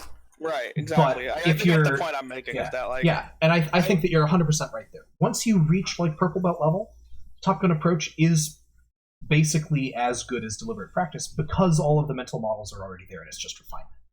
But if you're anything less than a Purple Belt, and let's be honest, very, very few people in the League of Legends community are Purple Belt Plus, right?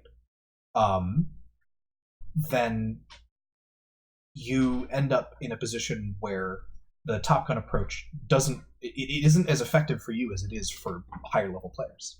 And a lot of people see that the higher level players are doing Top Gun approach, and they're like, oh, this must be the most effective practice. And it isn't necessarily. if Yeah, you well, they have did deliberate it for the practice, dozens of hours. That deliberate they do practice stuff. works better, or it doesn't necessarily work that much better for higher level players, but it works way better for lower level players. And arguably, it's just the best approach if you can do it. You know what I mean? Yeah, and that's what I'm saying is like I don't like the idea of calling purple belt level higher practice, not call it deliberate practice, because it is deliberate practice in the sense that you've already got all your fundamentals there. The difference between fundamental practice and difference between deliberate practice and purposeful practice, as far as Gladwell's put it, was knowing all the fundamentals and which order you teach them in, and then doing it in that order. That's that's the difference. But like, if somebody already has all the fundamentals, is it really fair to say that's no longer deliberate practice just because the order is different now? I mean, I think it's a semantic argument, right? It's whether you want to call it deliberate practice or not is kind of a non-issue. I feel like. Okay. Actually, fair enough. It's like as long as as it's understood that the Top Gun approach works, as good or slightly worse as a more pure method of deliberate practice, if that satisfies you, then sure. Then I think it's fine, right? It doesn't actually change what you do, depending on what you call it. What I would say, even though I'm still a blue belt now, I would say that VOD review, even for a blue belt, like a Top Gun approach of VOD review, games and VOD review, seems much more valuable now than it was when I was an earlier blue belt. Yes. So, like, maybe as you progress through blue belt and you start getting to a level of purple belt, not even at purple belt, but like even before, like maybe it actually starts getting more and more as valuable. You get better and better and better, it gets more and more and more effective. I think that's undoubtedly true. Like, the whole blue belt, purple belt stuff. Like, the fact that it's a delineation is entirely subjective. I mean, it's like there's no moment where you can say you have become a purple belt, right? I mean, it's like what determines good enough in terms of fundamentals to then start working on edge case stuff is always going to be kind of fuzzy, right? And it's very difficult to measure, right? And in fact, how do you measure is one of the primary kind of difficulties in using a belt system at all. But in conclusion, I have no idea where my sentence is going. Thank you for coming to my TED Talk. Yeah, no, I mean, I see what you're saying. It's like, like, makes me wonder if it's even worth using the belt system for League at that point. I don't know. Because we're at a point now, where like for me specifically, it's like, how do we determine whether, like, I mean, this is up to you, but like, if it's so much of a struggle to determine, when it's blue versus purple, like, what a skill is, so much of a struggle that it's not worth doing. It's just that it's tough, right? The way that I do determine it is, does it seem like the things that are arising on the mat as the most important thing that you can be working on are fundamentals issues, or are they things that aren't fundamentals issues? If the majority of things that are arising on your mat are non-fundamental issues, then I think that you're a purple belt. And that's a big shift in terms of, how much do I care about doing, pure deliberate practice versus a Top Gun approach, right? And other such things in terms of, like, what is going to be effective training for you at this time, right? There's a shift in how you approach training a purple belt versus a blue belt, right? Like, we have not done a very good job of teaching blue belts in the server so far. I have not done a very good job of teaching blue belts in the server so far. Like, the fact that it has taken us this long for us to, award the second purple belt of the server is probably a point of concern, right? It shows that the Top Gun approach doesn't work very well for people who don't have fully developed mental models. We need to change. We need to do something differently, because there is a better way, right? But once you get to the level of Dilga, it's basically fine. And it's, more efficient at that point, you could even argue, right? Yeah. You get to go through more. So then what I would say, for me, that's been worked so far up to this point. has been not even like playing games, like maybe like reviewing a game and then just like looking to constantly review mental models, add new stuff, and reformulate. Like maybe that's what the problem is, that we're doing Top Gun approach and then doing situational training, where it's like, instead maybe what you need to be doing is looking through a game to check out, like not even like do a deep analysis, but maybe what we need to do is do a quick VOD review for like 20 minutes or 30 minutes, however long it takes, right? And then say, these are the fundamental issues I'm seeing. Well, let's see how your mental models. Yeah, and then examine the mental model, and then figure out a way to drill the mental model and do all sorts of stuff like that. It would be a much better approach, and that's what we're gonna try to start working on, right? But well, no, that's what hindsight's 20/20. Yellow Deer with me did. Yeah, was that right. we went over maybe 30 seconds of like 3 games. Talked about the situation for about 5 minutes, and then we spent the rest of the session literally drawing on paint. Yeah. That sounds like a much better approach. That's why everything clicked. That's why everything clicked so fast, was because I was forced to sit there and explain to him what screen share and paint and draw all my thoughts out instead of just looking at a screen of the game. Yes. And that is, I think, the theory says that's a better approach, and it seems like it is a better approach by your experience. At least up until purple belt type, like refinement level. Because I think that now that like all my mental models have been cleared up through that method, I don't think that doing that would be super worth it, other than just like maybe strengthen it a bit. That's only if I don't have any more work on my. Obviously, I can always work on my mental models, but if they're at a point where they're like 90 to 95% effective, and all these things I'm adding on are like more situational stuff, then that's why what Purple Belt is. It's time to do Top Gun, I think. Yeah, I think that makes sense. So, neat. So as far as I can think, biggest takeaways: learning that as a blue belt, my most important job is not actually, I think, partially it's about executing, right? Learning how to execute the fundamentals, but it's also about creating such good mental models that everything's unified in one spot, so that basically I need to I think as a blue belt we need to learn how to think about the game better rather than play the game better. I think actually you can even use the same wording, but we focused on the wrong word. It's not learning how to execute the fundamentals. It's learning how to execute the fundamentals. We put the emphasis on the execute, not the how. Exactly. You get what I'm saying? And if we put the emphasis on the how, suddenly it actually lines up, right? And it's like, oh yeah, no, you actually have to build your mental models and get to the point where you can do it because your mental models are good, and because you've had enough practice that you're able to do it at an unconscious competence But at this level. point, like up until now, that one single lesson with Yellow Deer, I have been focused not on how to execute all the fundamentals, but rather the fundamentals that popped up in that specific game. Yeah. But not every game would be around positioning wrong. Like a lot of them would be, but then once I found out how to unify them, all of a sudden, like without really practicing, those issues almost went away. And this is why I say that Matt Thornton is like scripture. It's because like every time you read it, as you learn new things and you come back to it, you see the truth of it in a different light. The words aren't wrong. It's just your interpretation of them that's wrong. It's so good. He's such a good coach. It's amazing.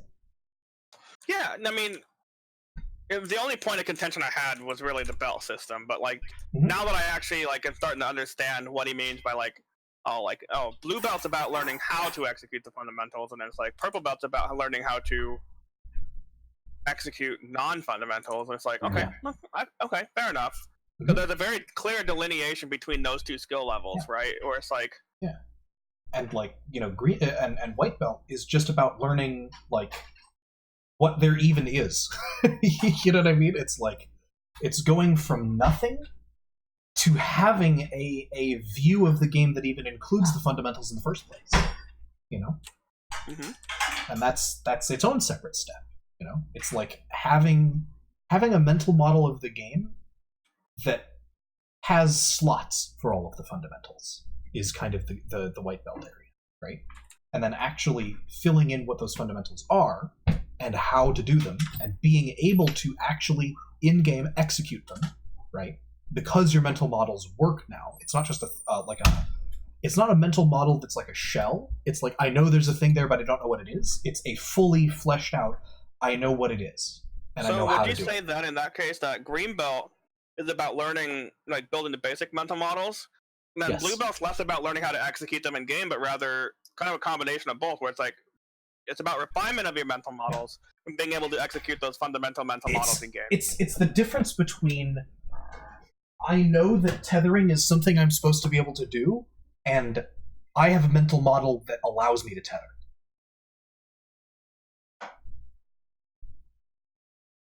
I know that Okay. tethering exists is green belt. Are you going to be ready for dinner in about 10 minutes? Yes. I know that tethering exists is green belt. I can tether is blue belt. It is finishing blue belt. And going So into then, purple. then like, well, what,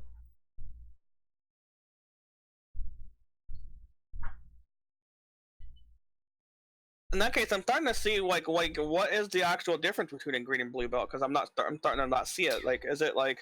It's like if you say that like white it's belt's about learning. it's the difference between unconscious incompetence and conscious incompetence.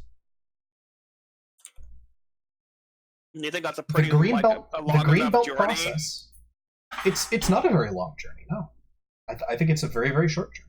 But a lot of people take several years to make it because they're learning so slowly and they're experiencing new stuff so slowly. You know, I mean, there are plenty of people out there who just literally don't know very much about League of Legends, right? And it takes them, you know, a couple of years to even get to the point where they would be able to find somebody like me, you know, where they're deep enough into the game to even seek out coaching at all, you know? In contrast to BJJ, people do amateur League of Legends all the time without any training at all, right? You don't really go out and just street fight. You know what I mean? It's not really a thing. So having a white belt level makes a lot. It's a lot longer of a process for BJJ than for League. For that reason, does that make sense? Yeah, I'm starting to. I just don't like because like if white belt. Yeah. Is about You'll learning notice we have almost no green belts in the server, and that's not a mistake, right? By the time somebody gets to us as a student, almost always, if they get accepted into the server, they're like very tail end of white belt at the lowest. We just don't really have many white belts in the server. Well, I mean, I understand white belt as like you don't know anything, so you have to learn the fundamentals. But, like, it seems to me that if blue belt's about learning, you know, how to refine your mental model, Well, it's then not green belt's about learning creating how them. to do the fundamentals. It's about learning the fundamentals exist, right? Again, it's the gap between unconscious incompetence and conscious incompetence. It's the difference No, between I understand white yeah, belt. I just yeah, don't understand the difference between green and blue. green is white. Green is just the renamed version of white that we use because I didn't want to have white be a color because it looks ugly on the sidebar. It's literally white belt. Oh. My bad. No, because I just remember when I first joined, you actually had a white belt join. Yes. You're like, oh, this is a white and belt. then I deleted that because there wasn't enough of a difference. Fair enough. We So only it's have like green green belt belt is the current white belt, and then blue belt is like when you get to the point where you have basic mental models, and then the journey from blue to purple is about refining those mental models, and then like being able to learn how to bring those mental models into active use. Hmm.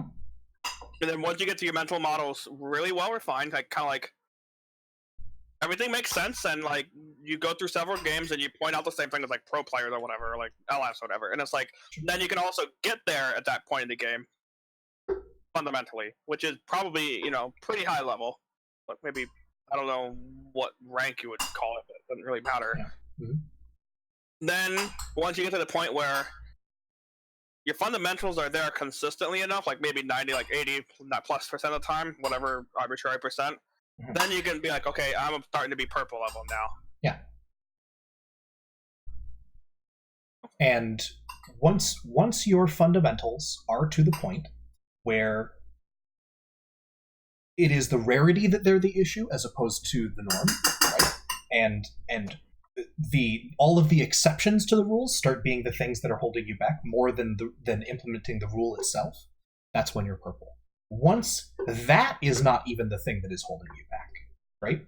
Once you know all of the exceptions to the rules, and instead the only thing that's holding you back is your raw, like true fundamentals, your damage foresight, your movement foresight, your Yomi, that kind of thing, that's when you're a brown belt, right? That's when it's just up to you to go that last inch from, like, I know everything, I can do everything. It's like being a brown belt. He describes it as you are a danger to every player that you roll with. Black belt, world champion, anybody, right? The journey from brown belt to black belt is more like you learn how to teach. Honestly, it's like the brown belt is like the peak of performance, right? And then past that, you simplify your mental models and you learn how to teach them, and that's what then makes you a black belt. And I kind of like that better than kind of like the old conception where it's like, oh, if you're a pro player, you're a brown belt, and if you're the best in the world, then you're a black belt. And I was like, I don't know. Yeah. I kind of like the idea of like making a black belt be like the teacher type of thing, where it's like, if you're the best in the world, then you should ought to be in the same level as a black belt. But the black belt is better at explaining what they do. Like, it's like that's my opinion. That's because like, sure, you can be the best player in the world, but be a really awful teacher. And like, and for me, knowing my mental model of martial arts, the black belt's always been the teacher type of thing. It's like. Mm-hmm. Makes more sense to me that way to have black belt be the teacher rather than best in the world. Yeah. Mm-hmm. Yeah. That's essentially the way that Matt has it. Right? Is that brown belt is just like that? That's the peak. If you are a brown belt, you can fight anyone and expect to win, right? And that's like not an unreasonable expectation. No, I mean I'm probably missing the point here, but like in your opinion. Like, what are the ranking thresholds for each, like, in your experience? There isn't. Not even for, like, green to blue or blue to purple? No. I mean, like, I have rules of thumb, but that's it, right?